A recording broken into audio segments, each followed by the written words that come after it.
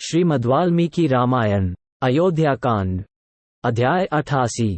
श्री राम की कुश शैया देखकर भरत का स्वयं भी वल्कल और जटा धारण करके वन में रहने का विचार प्रकट करना।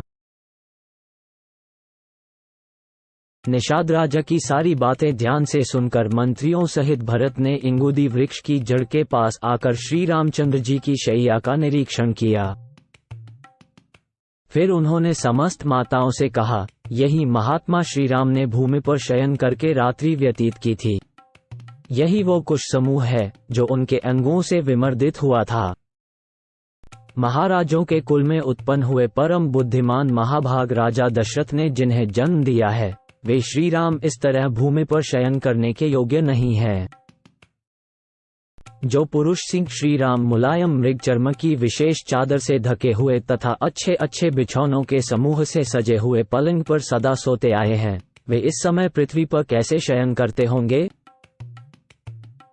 जो सदा विमानाकार प्रासादों के श्रेष्ठ भवनों और अट्टालिकाओं में सोते आए हैं तथा जिनकी फर्श सोने और चांदी की बनी हुई है, जो अच्छे बिछौनों से सुशोभित हैं, पुष्पराज से विभूषित होने के कारण जिनकी विचित्र शोभा होती है, जिनमें चंदन और अगुरु की सुगंध फैली रहती है, जो श्वेत बादलों के समान उज्ज्वल कांति धारण करते हैं, जिनमें शुक समूहों का कलरव होता रहता है, जो शीतल हैं एवं कपूर आदि की सुगंध से व्याप्त होते हैं, जिनकी दीवारों पर सुवर्ण का काम किया गया है तथा जो ऊंचाई में मेरु पर्वत के समान जान पड़ते हैं, ऐसे सर्वोत्तम राजमहलों में जो निवास कर चुके हैं, वे श्री राम वन में पृथ्वी पर कैसे सोते होंगे?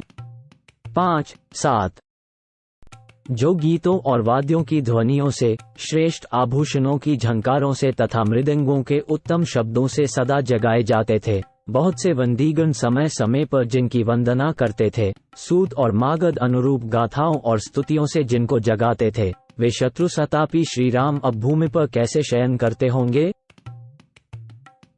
ये बात जगत में विश्वास के योग्य नहीं है। मुझे ये सत्य नहीं प्रतीत होती। मेरा अंत करण अवश्य ही मोहित हो रहा है। मुझे तो ऐसा मालूम होता है कि यह कोई स्वप्न है।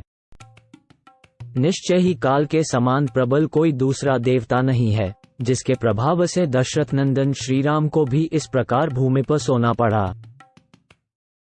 उस काल के ही प्रभाव से विदेहराज की परम सुंदरी पुत्री और महाराज दशरथ की प्यारी पुत्रवधू सीता भी पृथ्वी पर शयन करती हैं। यही मेरे बड़े भाई की शैया है। यही उन्होंने करवटें बदली थी।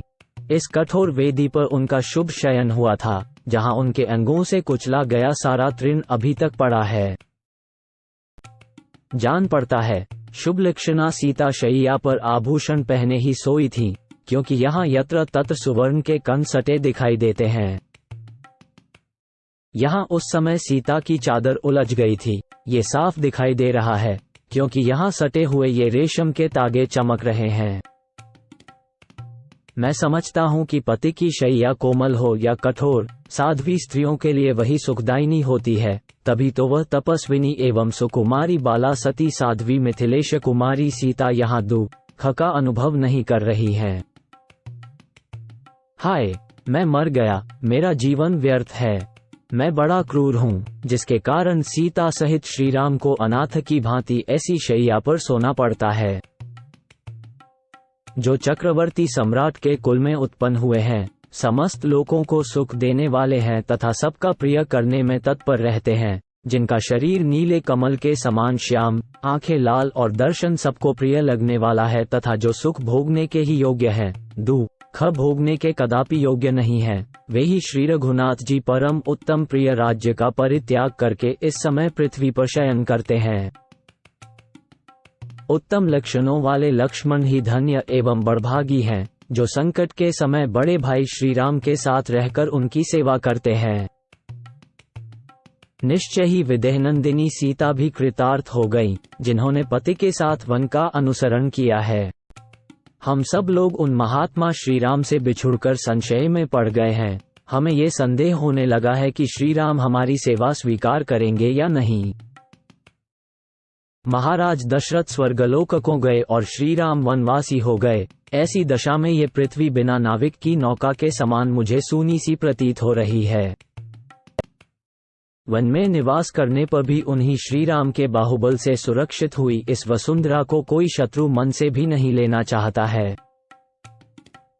इस समय अयोध्या की चहारदीवारी की सब ओर से रक्षा का कोई प्रबंध नहीं है। हाथी और घोड़े बंधे नहीं रहते हैं, खुले विचरते हैं। नगर द्वार का फाटक खुला ही रहता है। सारी राजधानी आरक्षित है। सेना में हर्ष और उत्साह का अभाव है। समस्त नगरी रक्षकों से सूनी सी जान पड़ती है। संकट में पड़ी हुई है। रक्षकों के अभाव से आवरण रहित हो गई है, तो भी शत्रु विष मिश्रित भोजन की भांति इसे ग्रहण करने की इच्छा नहीं करते हैं।